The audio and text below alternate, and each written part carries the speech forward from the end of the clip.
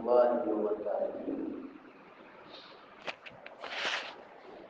الحمد لله رب العالمين والعاقبة للمتقين والصلاة والسلام على أشرف الأنبياء والمرسلين نبينا محمد وعلى آله وصحبه أجمعين وبعد. فعن أبي هريرة رضي الله تعالى عنه قال قال رسول الله صلى الله عليه وسلم: انظروا إلى من هو أسفل منكم ولا تنظروا إلى من هو فوقكم وهو أجدر ألا تزدروا نعمة الله عليكم. متفق عليه. ابھی آپ کے سامنے صحیح بخاری اور صحیح مسلم کی ایک روایت پڑھی گئی ہے جس کے راوی حضرت ابو ہریرہ رضی اللہ تعالی عنہ وہ بیان کرتے ہیں کہ اللہ کے رسول صلی اللہ علیہ وسلم نے فرمایا: انظروا الی من هو اسفل منکم. اپنے دنیا کے معاملے میں ہمیشہ اپنے کمتر کی طرف دیکھو، اپنے سے چھوٹے شخص کی طرف دیکھو. وَلَا تَنظُرُوا إِلَىٰ مَنْ هُوَ فَوْقَكُمْ. اپنے سے بڑے کی طرف نہ دیکھو. کیا مطلب ہے حدیث کا؟ حدیث کا مطلب یہ ہے کہ دنیا کے معاملات میں، دنیا کے معاملے میں ہمیشہ ہماری نگاہ کمزور اور غریب کی طرف ہونا چاہیے، اپنے سے چھوٹے کی طرف ہونا چاہیے.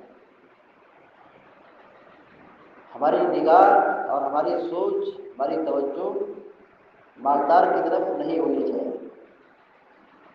اسی کو پیارے نبی علیہ السلام نے فرمایا: انظروا الی من هو اسفل منکم. تم میں سے جو نیچے ہیں، کمزور ہیں، غریب ہیں، ان کو دیکھو. جو تم سے بڑے ہیں، مالدار ہیں، ان کو مت دیکھو. ایسا کیوں حکم دیا جا رہا ہے؟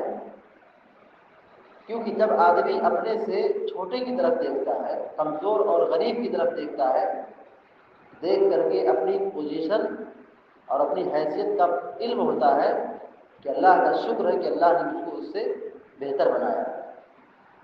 ہر آدمی اپنے سے چھوٹے کی طرف جب دیکھے گا، اسے اپنے اندر صبر پیدا ہوگا، سکون ملے گا، تسلی حاصل ہوگی، اور پھر اللہ رب العالمین کی اس نعمت کو یاد کرے گا کہ اللہ نے اس کو وہ نعمت نہیں دی ہے جو مجھے عطا کی.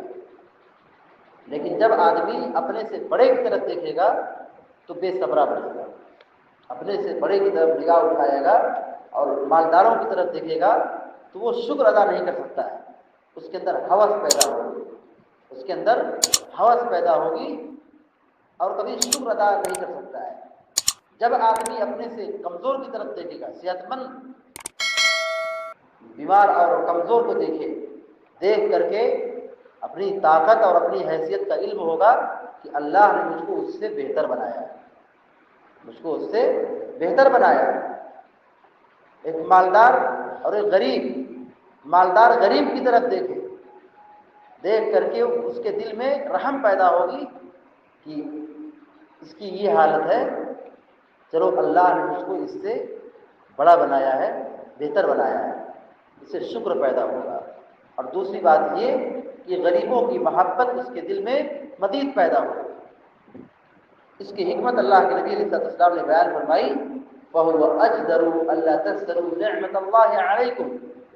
یہ زیادہ بہتر ہے، یعنی آدمی اپنے سے کمتر کی طرف دیکھے، غریب کی طرف دیکھے، مالدار کی طرف نہ دیکھے، اپنے سے بڑے کی طرف نہ دیکھے. یہ بہتر ہے کس بات سے؟